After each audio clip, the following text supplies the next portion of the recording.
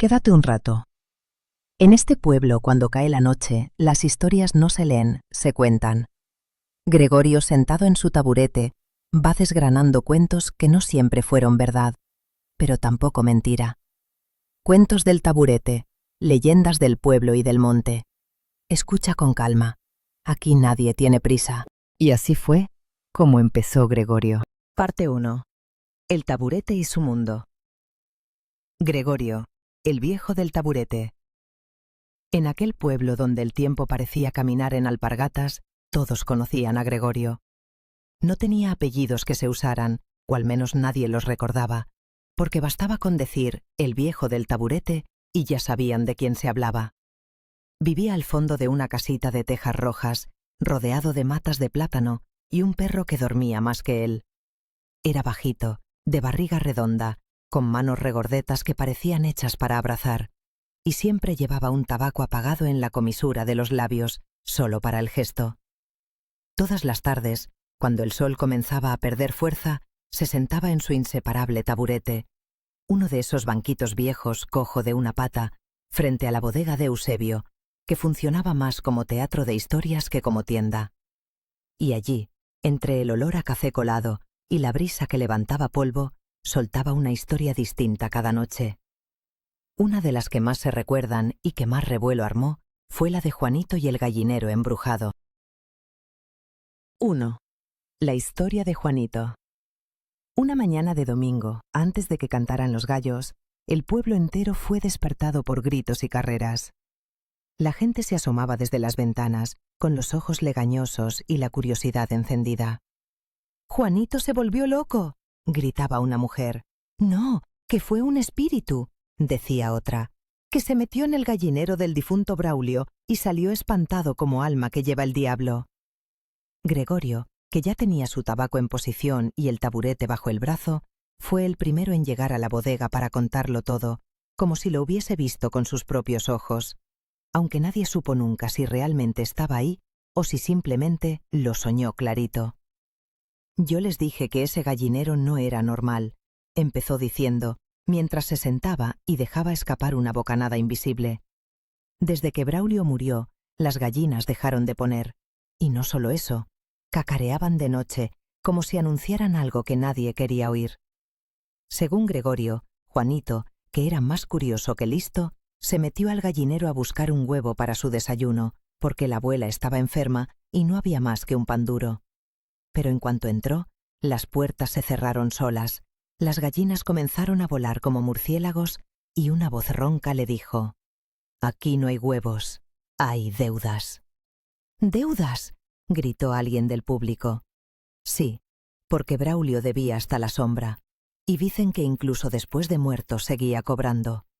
Gregorio hizo una pausa, como quien deja caer un secreto en medio del silencio. Juanito salió corriendo del gallinero con la camisa rasgada, el pelo tieso y los ojos como platos. Dijo que lo habían perseguido las sombras de todas las gallinas muertas que alguna vez Braulio había matado por pura rabia. Desde entonces, nunca más volvió a tocar un huevo. Y lo más curioso, al día siguiente, el gallinero ya no estaba. Solo quedaban tierra negra y el árbol de mango retorcido, como si hubiese presenciado algo que no se puede contar. Gregorio terminó el cuento con su clásica frase: «Yo no les digo que fue verdad, pero si no lo fue, qué bien inventado está». Y la gente se fue riendo, asustada, pensativa, como siempre pasaba después de una historia del viejo del taburete. La muchacha que bailaba sin parar, según el cuento del viejo Gregorio. Dicen que fue un lunes con luna llena, de esos que no dejan dormir ni a los gallos. El viejo Gregorio, sentado en su taburete, con el humo del tabaco haciendo espirales, lanzó la historia como quien lanza una red al mar. Yo la vi y no fui el único. Aquella muchacha bailaba como si el mundo se fuera a acabar. Se llamaba Milagros, aunque en el pueblo le decían la Meneíta, porque no había quien le siguiera el paso. Cuentan que nació bailando, con los piececitos dando golpecitos en el vientre de su madre. Desde niña, cuando el viento soplaba con ritmo, ya se le veía girar entre las gallinas del patio. El médico del pueblo dijo una vez que eso no era normal, que era hiperquinesia crónica con tendencia al guaguancó. Pero Gregorio rebatió. «¿Qué médico ni qué 8 cuartos? Esa niña tiene un tambor metido en el alma». Y así fue. A los 13, bailó toda una noche bajo la lluvia sin mojarse, decía la gente, porque los pies no tocaban el suelo. A los 15, bailó en el velorio del tío Lino, y hasta el muerto pareció sonreír. Nadie podía detenerla, ni hambre, ni sueño, ni un enamorado despechado con guitarra en mano. Una tarde, llegó al pueblo un hombre vestido de negro, con zapatos tan brillantes que los perros se veían reflejados en ellos. Venía de lejos, decía ser coleccionista de rarezas. Quedó hechizado con Milagros y ofreció llevarla a un lugar donde bailarías hasta después de muerta. Gregorio escupió el tabaco y dijo, y se la llevó. Nadie supo a dónde. Pero si caminas al amanecer por la loma del viejo molino, a veces se oye música y unos pasos que no paran nunca. Silencio en el portal. Solo el crepitar del tabaco. Una niña le preguntó, ¿y si vuelve Gregorio? Él sonrió con los ojos entrecerrados. Si vuelve, bailará sobre nuestras penas, como siempre lo hizo. El guije de la Ceiba Grande. Contado por el viejo Gregorio desde su taburete de madera.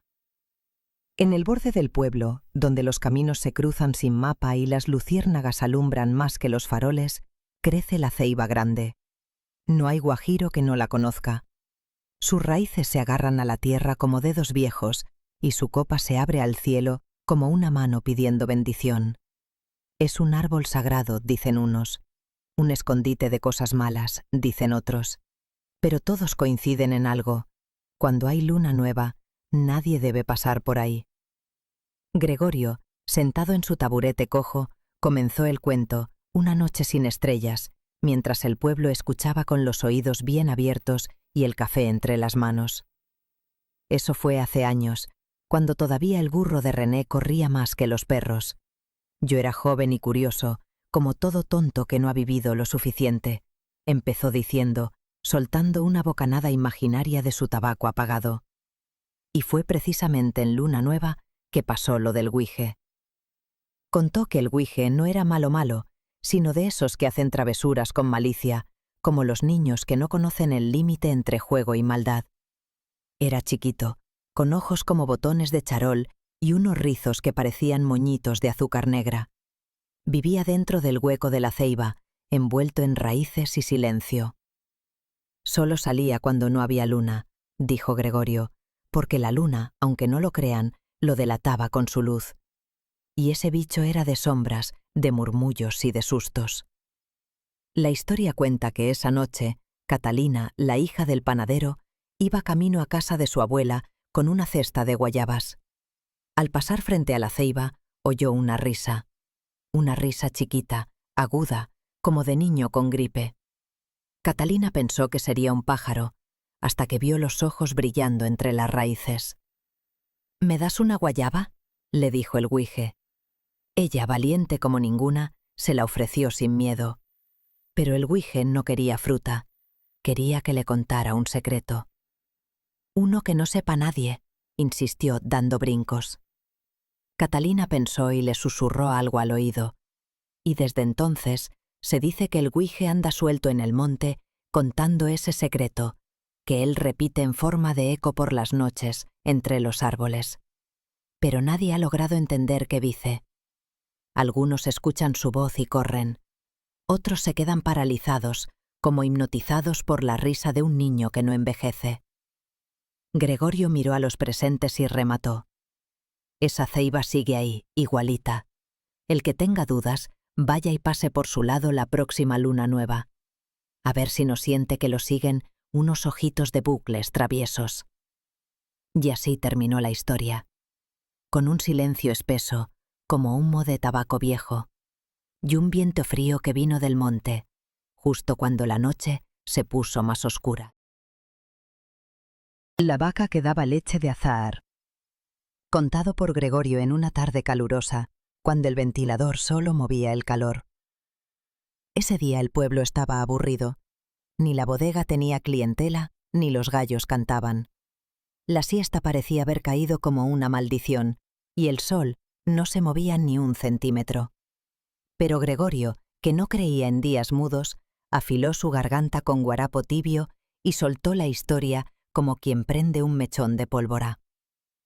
Ustedes saben que en este pueblo ha pasado de todo, pero nada como lo de la vaca de doña Remigia, que daba leche con olor a flor de azahar. La gente se rió. Pensaron que era otra broma del viejo, pero Gregorio, con la mirada fija en el horizonte, continuó como si hablara en serio. No era cualquier vaca, era una parda, grandona y coqueta, con pestañas largas y mirada dulce. El problema empezó el día que se metió en el patio del curandero y se comió 3 ramas de un arbusto que nadie sabía cómo se llamaba. Desde esa tarde, la leche olía a perfume. Doña Remigia, que era desconfiada por naturaleza, pensó que alguien le estaba echando algo al cubo. Así que escondió la vaca, la ordeñó en secreto, y cuando probó la leche, le dieron ganas de llorar de lo buena que estaba. La vendía por cucharadita, dijo Gregorio, como si fuera esencia fina, y hasta mujeres del pueblo venían a frotársela en la piel para traer amores. Un día, vino un señor elegante de la ciudad. Dijo que quería comprar la vaca para llevarla a un laboratorio y hacer perfumes con su leche. Le ofreció tanto dinero que doña Remigia se quedó callada, con los ojos grandes, pero la vaca no quiso irse. Se tiró al suelo y no hubo manera de moverla, relató el viejo. Lloraba como una cristiana, y en el instante en que el carro arrancó, la vaca murió. Silencio. Desde entonces, nadie ha podido criar otra vaca igual, pero si van al campo de Remigia cuando florecen los naranjos, dicen que se huele leche en el aire, como si la parda aún estuviera allí, suspirando entre las flores. Y la gente se fue con una mezcla de risa y nostalgia, como siempre pasa cuando Gregorio habla de lo imposible, como si fuera tan real como el polvo del camino. Parte 2. Donde lo imposible se vuelve costumbre. Anacleto, el de la bicicleta sin frenos. Primera aparición del compañero más inesperado de Gregorio. Si Gregorio era el taburete, Anacleto era la rueda suelta. Flaco como una caña seca, con orejas de abanico y una risa que llegaba antes que él. Llevaba una bicicleta vieja, sin frenos, sin timbre y con un solo pedal. Y aún así, nadie entendía cómo siempre llegaba a tiempo, o al menos de una pieza. Vivía cruzando el río, en una casita inclinada que parecía saludar cuando soplaba el viento. Decía ser inventor, poeta, músico y experto en cosas que no sirven pero entretienen.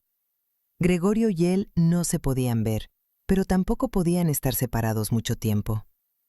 «Ese hombre va a acabar conmigo», decía Gregorio, cada vez que Anacleto interrumpía uno de sus cuentos con carcajadas, imitaciones de gallinas o preguntas absurdas como «¿Y tú cómo sabes que el güije no era zurdo?». La gente se partía de la risa, porque Anacleto no tenía malicia, pero sí un talento para enredar las cosas que ni él mismo entendía. Una vez quiso ponerle aire acondicionado a la bicicleta. Le amarró 2 ventiladores viejos y una bolsa de hielo en el pecho. Cuando bajó la cuesta de la loma, parecía un gallinazo disfrazado de astronauta. Desde entonces, todos en el pueblo lo conocieron como Anacleto, el de la bicicleta sin frenos. Y aunque Gregorio renegaba, en el fondo le tenía cariño. Porque aunque contaban las cosas distinto, uno con misterio, el otro con carcajadas, los dos hacían que el pueblo soñara un poquito más cada día. Anacleto y el fantasma del retrete. Contado por Gregorio, con interrupciones incluidas del propio Anacleto. Aquella noche, el pueblo entero hablaba bajito, con las luces apagadas y los perros inquietos. Algo raro pasaba en la casa vieja del finado Pancracio. Desde que el hijo de la comadre Petronila fue a hacer sus necesidades al patio y salió diciendo que una voz le dijo que no jalara la cadena, nadie más se atrevía a usar aquel baño.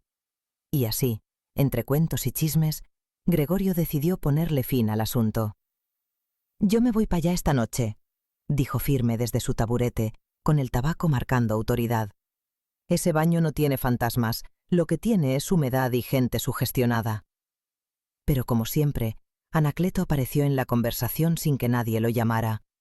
«Yo voy contigo, Grego», gritó frenando su bicicleta sin frenos contra la mesa de dominó del barbero Emilio. «¿Y tú pa' qué?», preguntó Gregorio, ya arrepentido antes de empezar. «Pa' espantar al fantasma, con mi flauta de caña y un repelente que preparé con ajo, ruda y perfume de tu hermana». Y así fue. A las 9 en punto partieron hacia la casa de Pancracio. Gregorio con una linterna y un termo de café negro. Anacleto con su flauta, una gallina bajo el brazo y una mochila llena de cosas inútiles. Cuando llegaron, la casa crujía más que la bicicleta. El viento pasaba por las rendijas y hacía un quejido que parecía un lamento. Pero lo peor, sin duda, fue el baño. «Aquí es», dijo Gregorio, alumbrando con la linterna. El retrete, antiguo y deslucido, tenía una cadena colgante que se movía sola.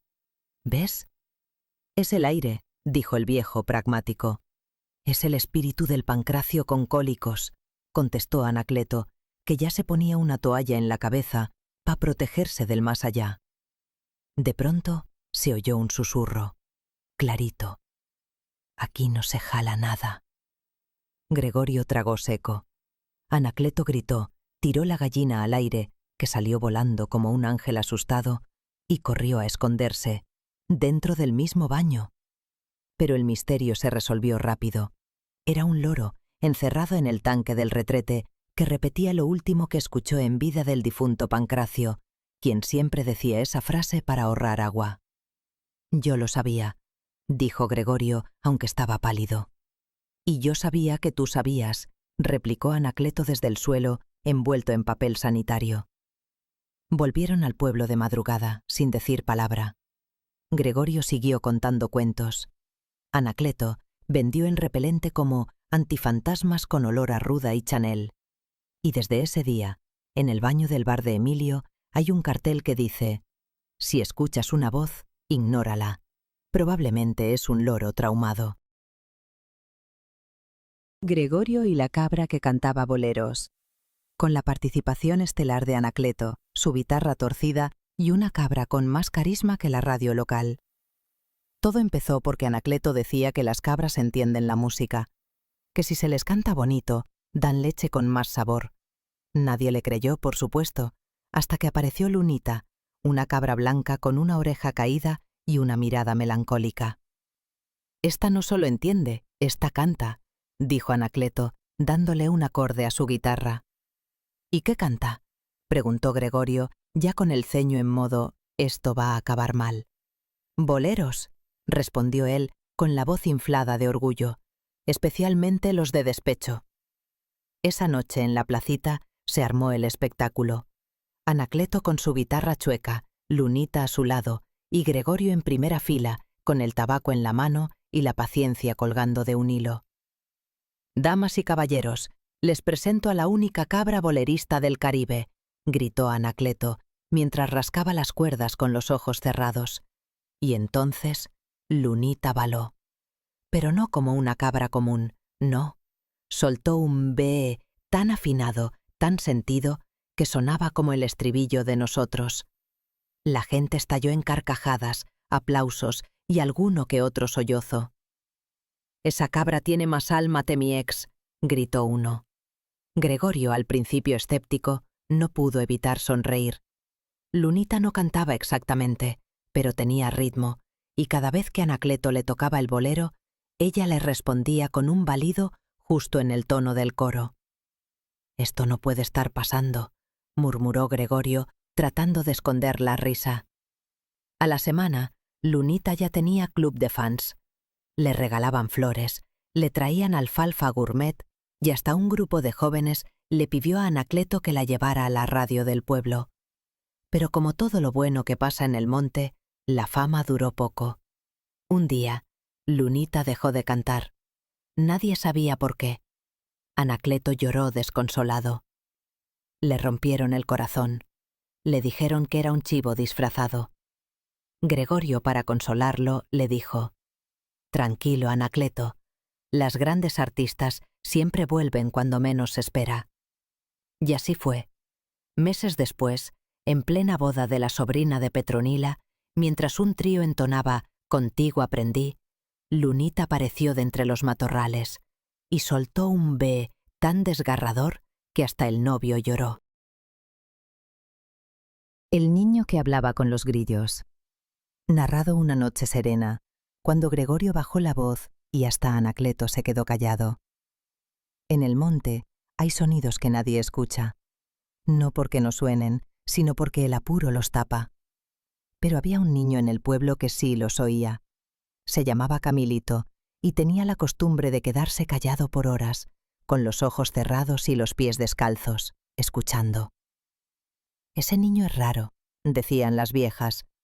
«Parece que habla con los grillos». Y no se equivocaban.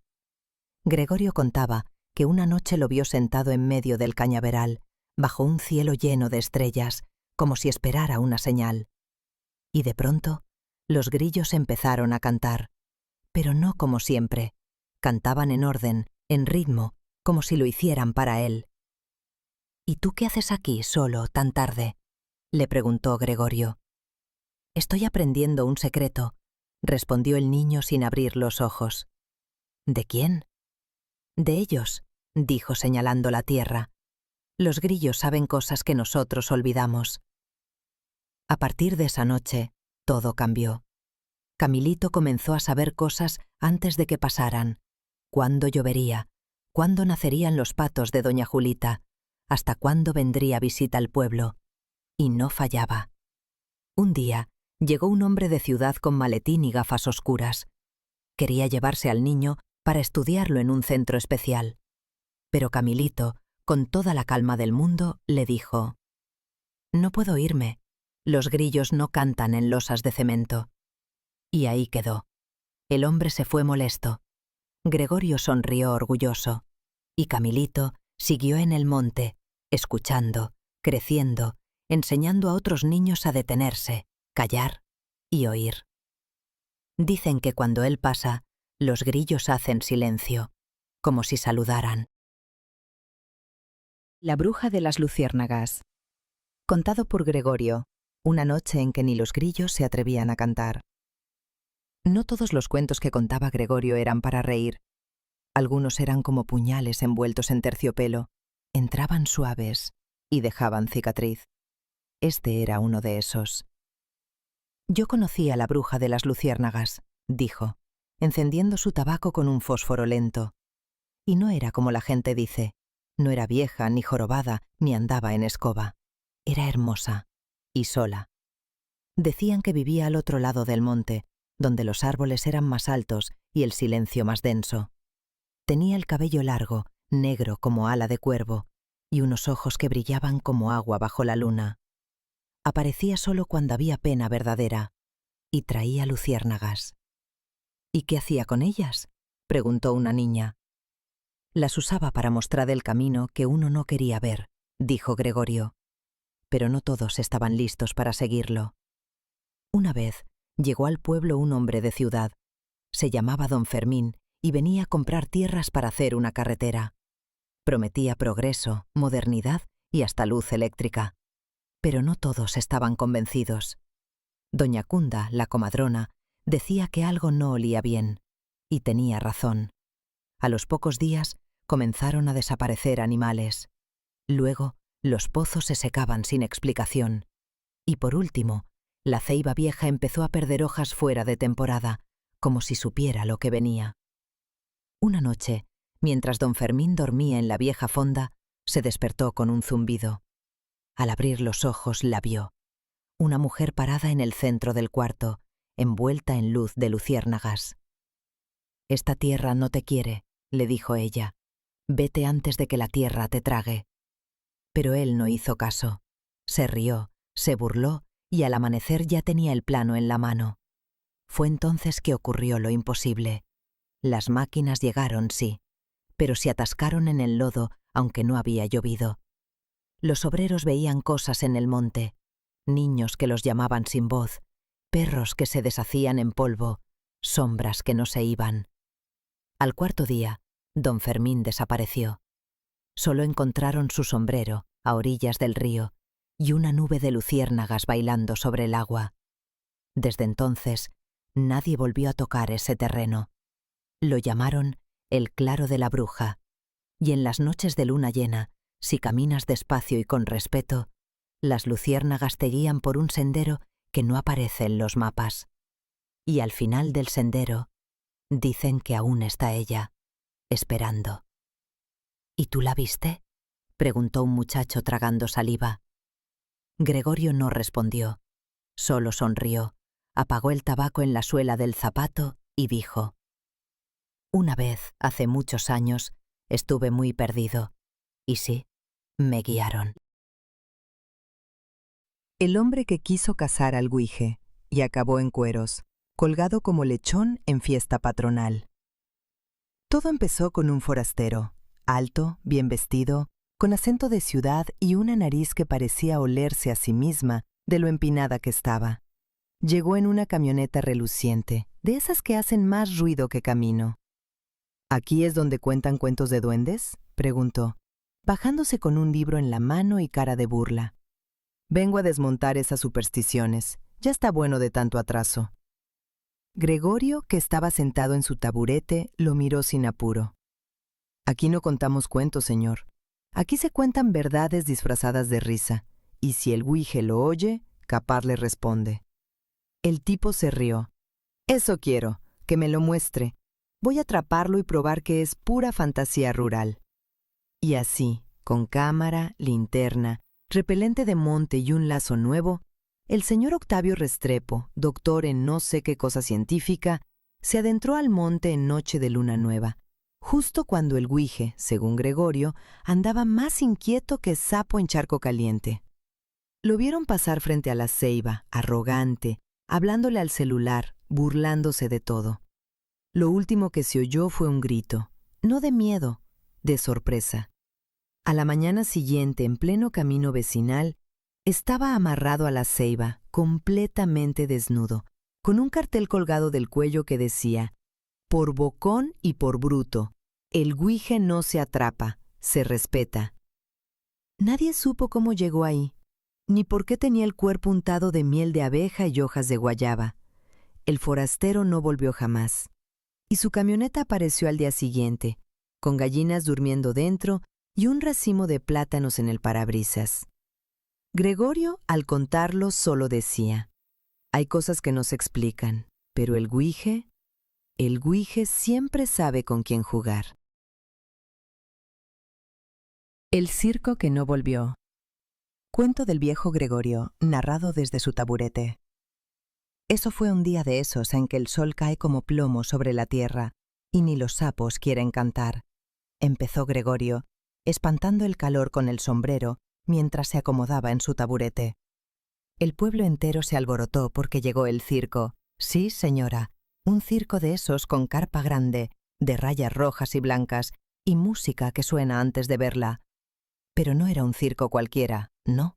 Este traía criaturas que no parecían de este mundo.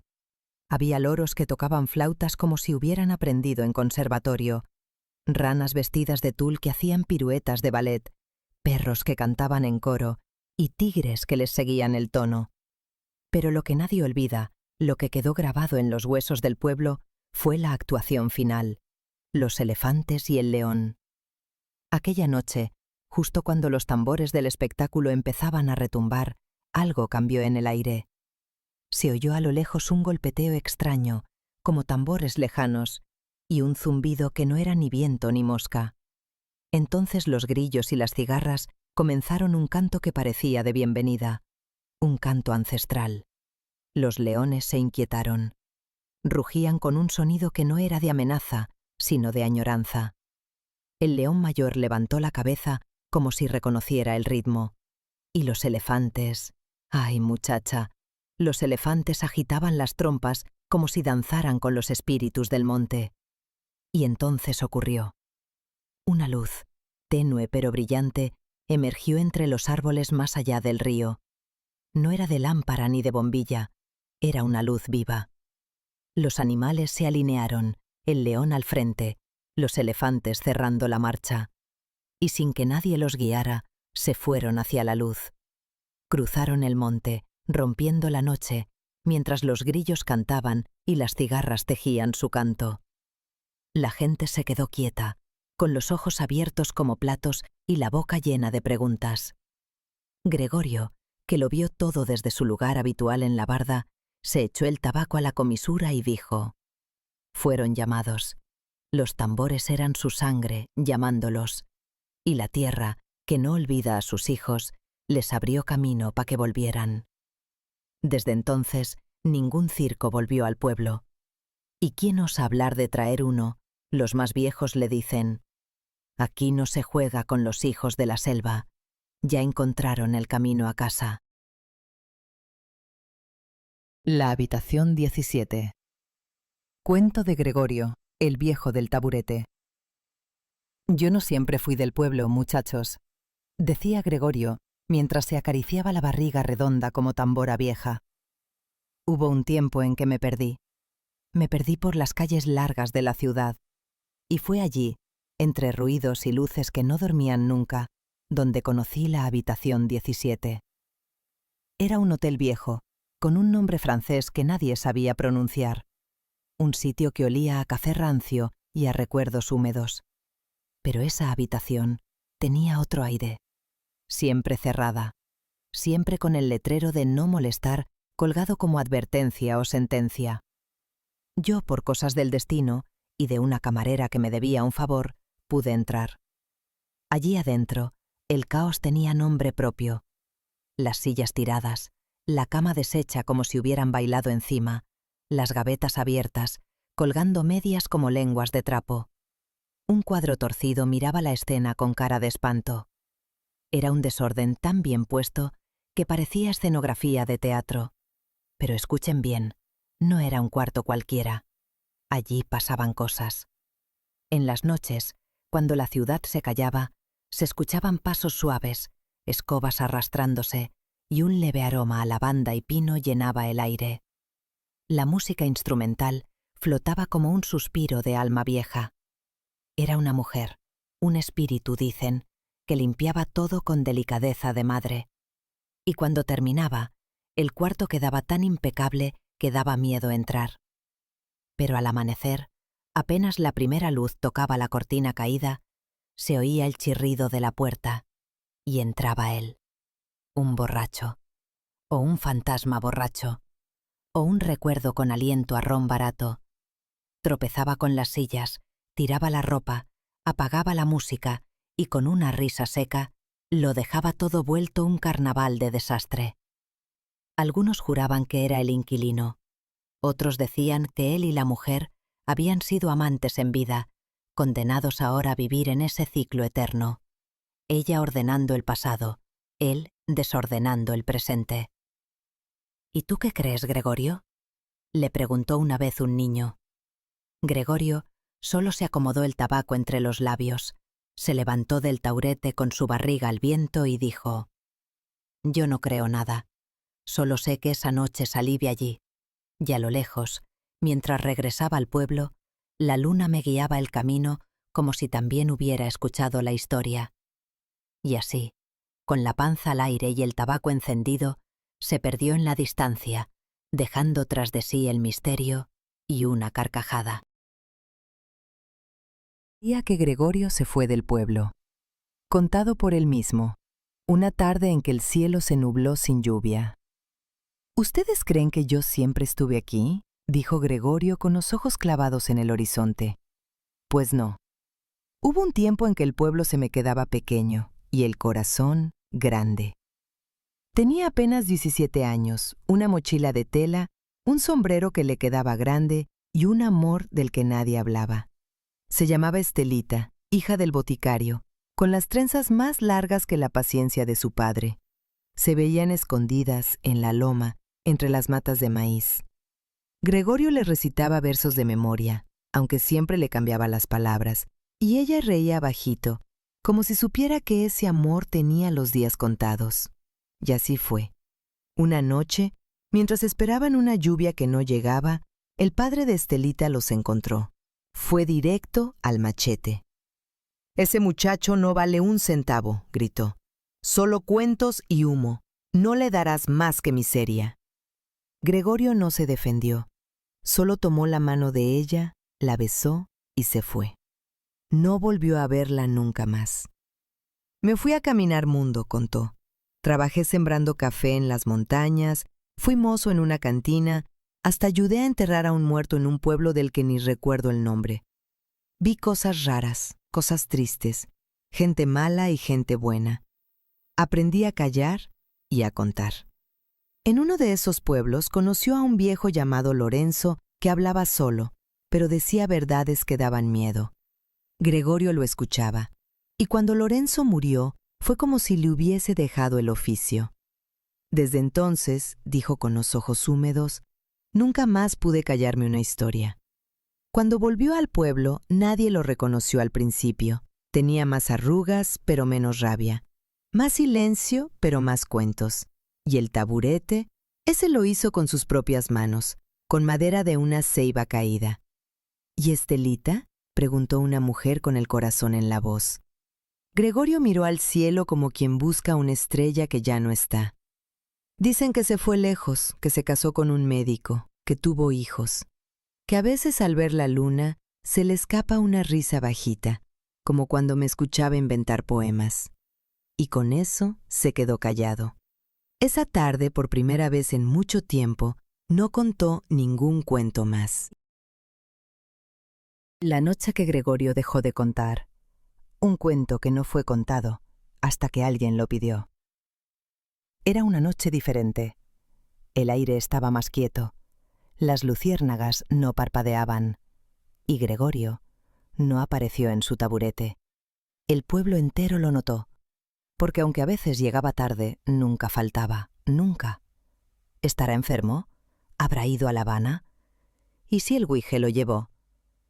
Anacleto, con su bicicleta remendada y el corazón arrugado, fue el primero en ir a buscarlo. Golpeó su puerta, llamó su nombre. Nada. Pero en el suelo del portal encontró un papel doblado en 3 partes, con una letra firme, antigua. El que cuenta también guarda. Y esta es la historia que guardé toda mi vida. Y así comenzó el cuento más hondo de todos, el que nadie conocía, el que hablaba de una promesa hecha bajo la ceiba, de un nombre nunca dicho, de un anillo enterrado y de una carta que Gregorio nunca se atrevió a enviar.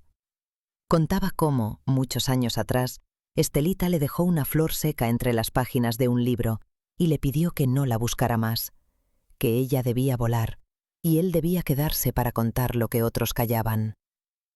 Tú no eres para amar con los brazos, Gregorio, tú eres para amar con la voz. Y por eso nunca volvió a buscarla, pero cada cuento que contaba, cada historia, cada personaje, era ella disfrazada. Estelita era la muchacha que bailaba sin parar, era la bruja que aparecía con luciérnagas, era la ceiba, era la canción de la cabra.